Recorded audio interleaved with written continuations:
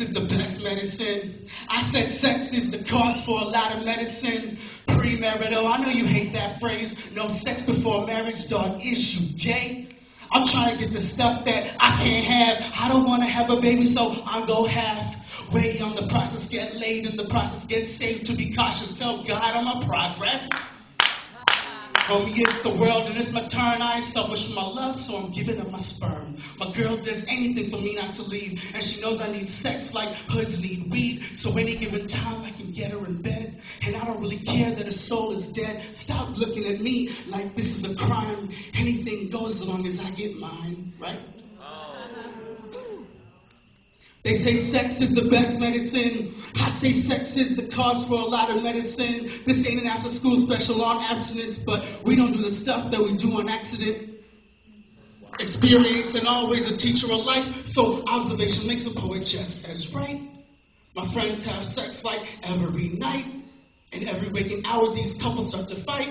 They're not for each other, and they know it very well, but something in their heart makes it hard to tell. I hate to simplify the very matters of your heart, but when you have sex, it makes it hard to stay apart. So oftentimes, these couples stay addicted to each other. The man tells the girl that he really, really loves her. The issues don't matter, because sex helps you cover. You saw the lightning, but you stole your own thunder. They say sex is the best medicine. I say sex is the cause for a lot of medicine.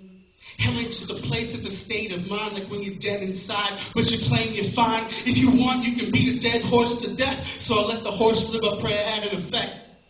Consensual sex out of marriage is rape. You consensually force each other to escape. Consensual sex out of marriage is cheating, even if you haven't met your spouse is still breathing. What if being a virgin was cool? What if I treated my girl like a jewel? If cyclical injustice became social recovery, abortions only happen when mom's life is in jeopardy. Sex is the best medicine. Side effects overrated, dog, and change prescription. Peace.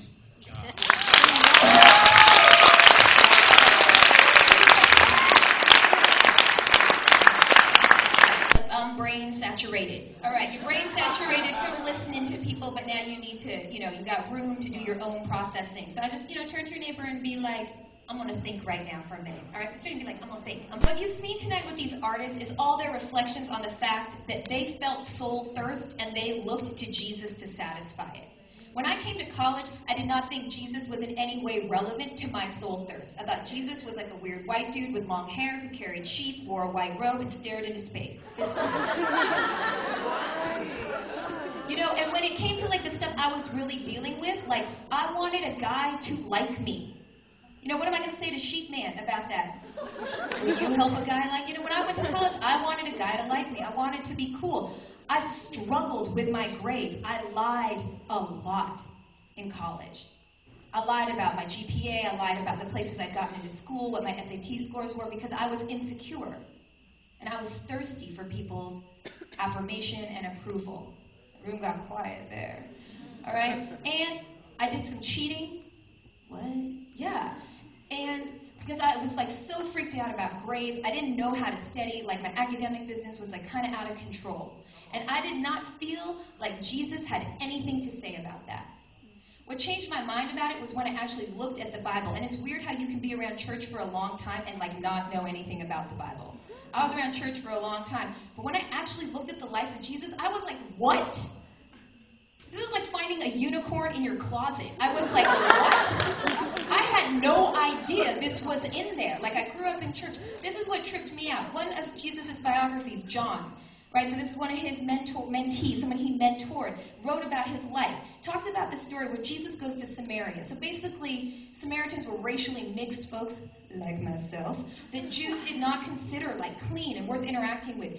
Jews would go around Samaria. Jesus went to Samaria, and he meets this woman by the well. And I love this woman because she's straight ahead. She's like, excuse me, Jewish man, Jewish men, Samaritan women, we don't talk. And what I thought white dude with hair and sheep would do would be like, that's true, I'm so peaceful, I'm going to leave now. Racial tension scares me.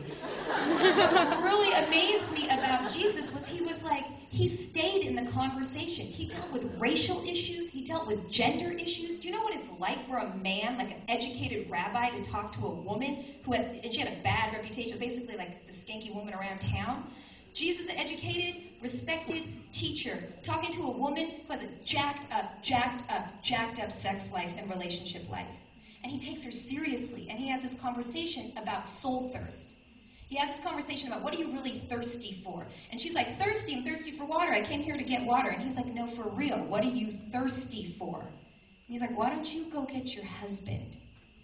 I was like, ooh, Jesus with a sheep. Like, would never do that. I was like, Jesus must be different than I thought, because he gets into her business. Because what she says, she's like, yeah, my husband is not available currently for this discussion. And he is like, this is where he gets into her business, into her deep soul thirst. He's like, you're right. You've been married multiple times, and the man you're living with right now is not even your husband. And you just be like, silent. What I love about Jesus is he's not scared or intimidated by how jacked up she is and how deep her soul thirst is. Right? I think we think that Jesus, like, can't handle the truth. You know, but it's like, when it came to me, I was like, I was lying. I was full of insecurity, full of comparison. I was lying to my professors, cheating in some of my classes. I was lying to people in my Christian community. I had some multiple jacked up, because at college you don't even need to be dating to have a messed up relationship, because you can just hang out with somebody all the time. Right?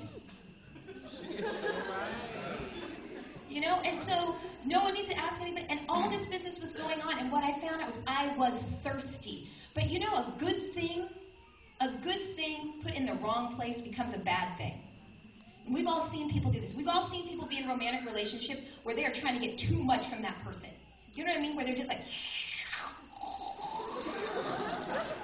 right? They're just trying to they're trying to suck approval, affirmation, sense of self-worth, identity, value. Tell me I'm pretty. Tell me I'm special. Where have you been? Why didn't you call me? You know what I'm saying? It's like rotating around the wrong thing. And Jesus, what he says is, try me for satisfying your soul thirst.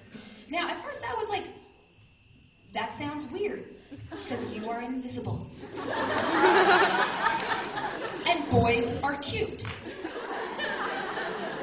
So if I have to choose between, making out with a boy and trusting you to fill my heart, that sounds weird. But I just want to say, as someone who has been turning to Jesus to satisfy my soul thirst for a long time now, turning 36 this week, all right?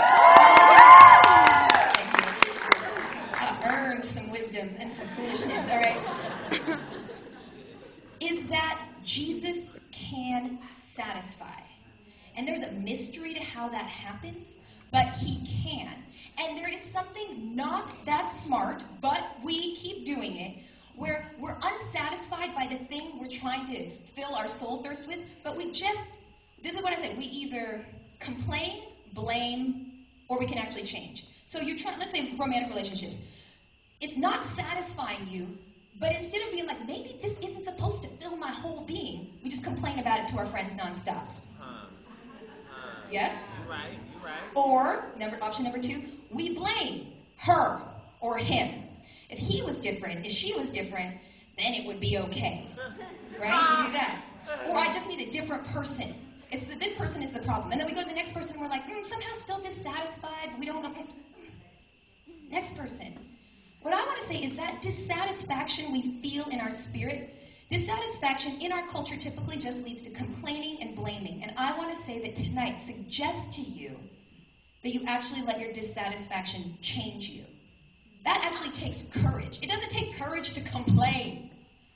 It doesn't take courage to blame. All right? It actually takes courage to go, yeah, it's true. A lot of people think Jesus is just like some weird sheep holder. But if you actually look at his life, he is amazing, compelling, countercultural, relevant, can deal with the deepest business in your life, is not freaked out by it. So what I want to challenge you guys to do tonight is take some steps. As we were listening to these artists, all of you resonated.